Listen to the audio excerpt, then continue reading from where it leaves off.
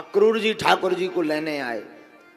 गोपियां रुदन करती हैं, यशोदा मैया नंद बाबा रुदन करते, ब्रजवासियों के साथ मथुरा ठाकुर जी गमन करते। हमारे गोविंद मथुरा में भ्रमण करते, धोबी मामा जी का वध करते, नामदेव जी के यहां पर अपने सहपाठियों मित्रों को वस्त्र सिलवाते, सुदामा नाम के माली पर कृपा करते ठाकुर जी, और 3 जगह से टेढ़ी कुब्जा पर कृपा करके उसको सुंदर बना करके प्रकट करते। जहां पर राजा कंस ने मारने के लिए भगवान को बुलाया था, उस मैदान के बाहर कुबलिया पीड़क नामक हाथी लगा रखा था। बलदाऊ भैया ने उसका वध कर दिया, और रंगभूमि में जैसे ही ठाकुर जी ने प्रवेश किया तो ऊंचे सिंहासन पर कंस बैठा, बाकी सारे ब्रजवासी बैठे। जाकी रही भावना जैसी प्रभु मूरत देखी दिन तेज। जिसकी जैसी भावना ठाकुर जी उसको वैसे ही दिखाई पड़े। और सल तोसल मुष्टिक चाणूर ये पहलवान ठाकुर जी को ललकारने आए कि माई का दूध पिया है तो आओ लड़ो। भगवान 2-2 मुक्का की करने लगे। पहलवानों का वध करके ठाकुर जी रंगभूमि पर चढ़ गए, केस के बाल पकड़ करके पूरी रंगभूमि में खचोरा लगाकर, मामा कंस के बाल पकड़कर पूरी भूमि में खचोरा लगाकर उसके ऊपर बैठ करके पापों को ध्यान करवाया। एक मुष्टिक बना करके जैसे ही कंस पर प्रहार किया, कंस का वध हो गया। बोलो वृंदावन बिहारी। कंस की 2 पत्नियां, एक का नाम अस्ति, एक का नाम प्राप्ति। ब्रजवासियों को वापस किया भगवान ने। महाराज उग्रसेन को राजा बनाया। अस्ति और प्राप्ति दोनों जरासंध की बेटियां। जरासंध ने 17 बार आक्रमण किया। इसी बीच में ठाकुर जी संदीपनी आश्रम उज्जैन गए, वहां पर अध्ययन किया। गुरु गृह पढ़न गया रघुराई, अल्प काल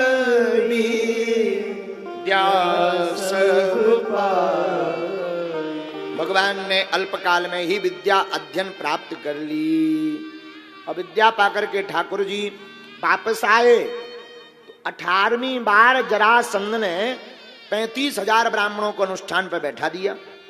अगर इस बार हम विजय प्राप्त नहीं हुए युद्ध में तो तुम सब ब्राह्मणों को मार देंगे।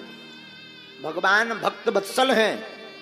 अनुष्ठान की रक्षा करने के लिए बीच में ही ठाकुर जी युद्ध छोड़कर भाग गए और द्वारकापुरी में जाकर के निवास करने लगे। भगवान द्वारकाधीश बन गए।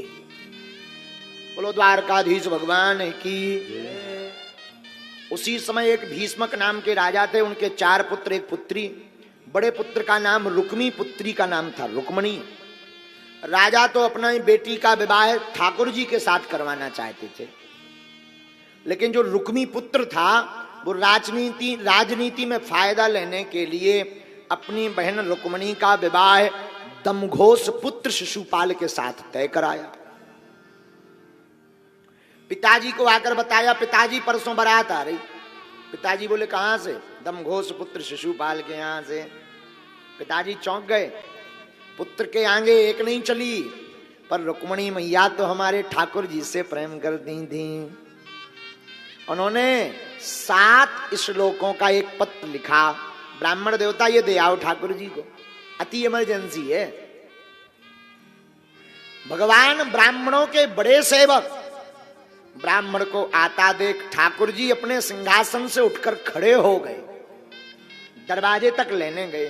ध्यान देना, गुरु संत ब्राह्मण भक्त ये घर पर आवे तो मदांधता में बैठे मत रहो, खड़े होकर के स्वागत करना चाहिए, इससे उच्चता प्राप्त होती है। ब्राह्मण का स्वागत किया, भोजन कराया। अब बताइए भगवान कैसे आए? महाराज ये इमरजेंसी कॉल आई है। पत्र पढ़ा, उसमें रुक्मणी जी ने लिखा था, सरकार हम आपके बिना नहीं रह सकते, हमने आपको समर्पित कर दिया। हमारे पिताजी भी आपसे ही हमारा विवाह करवाना चाहते, परंतु भाई ने रोड़ा डाल दिया। एक उपाय है, हमारे घर में गौरी पूजन का नियम है, गांव के बाहर हम गौरी पूजन करने आएंगे, मैं अकेली रहूंगी, तब आप हमारा हरण करके ले जाना, लेकिन जल्दी आना। ठाकुर जी के 4 घोड़े, शैब, सुग्रीव, मेघपुष्पक, बलाहक, चारों घोड़ों को रथ में निभाया, ठाकुर जी विदर्भ देश पहुंच गए। तब तक बारात आ गई थी, शिशुपाल दूल्हा बनकर आ गया था, दूल्हा तो पी रहा था रायता। तब तक हमारे ठाकुर जी पहुंच गए।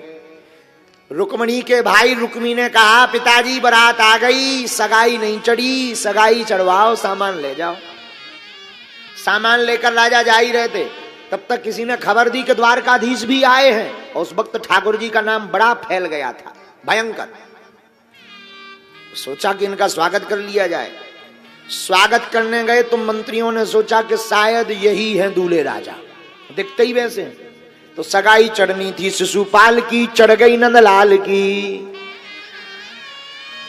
राजा नाराज हो गए, अरे ये नहीं है दूल्हे राजा, दूल्हे राजा तो मिर्चवानी पी रहे, हाँ ये तो भाई द्वारकाधीश हैं। ठाकुर जी मन ही मन बोले, ठीक रहो ससुर जी, कम से कम नियम तो पूरा होगा।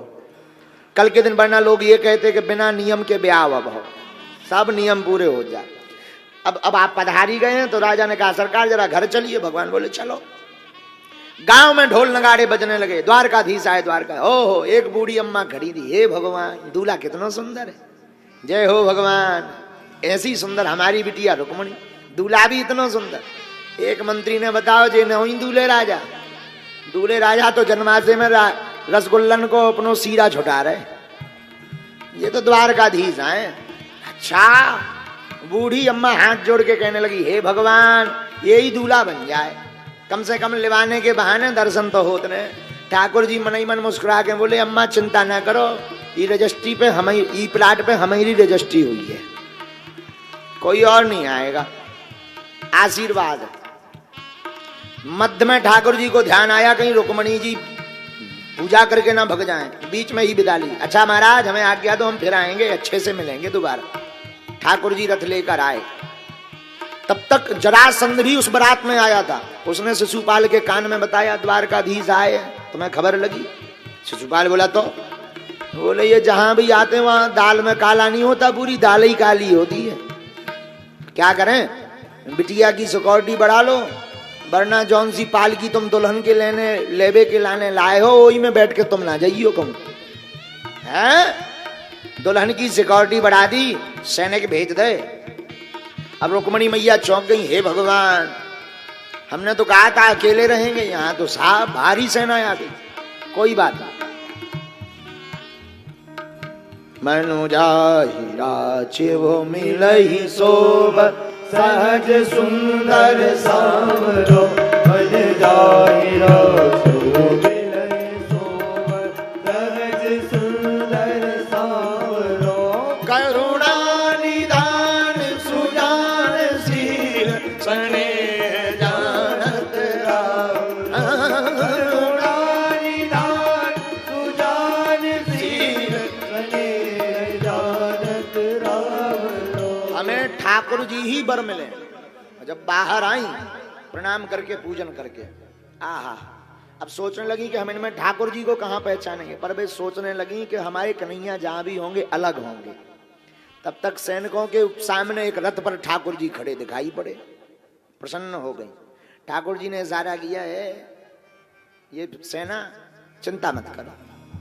भगवान ने इशारा किया, रुक्मिणी मैया सिपाहियों की तरफ मुस्कुराती रही, रथ पर बैठ गई और ठाकुर जी रथ पर चढ़ा करके ले गए।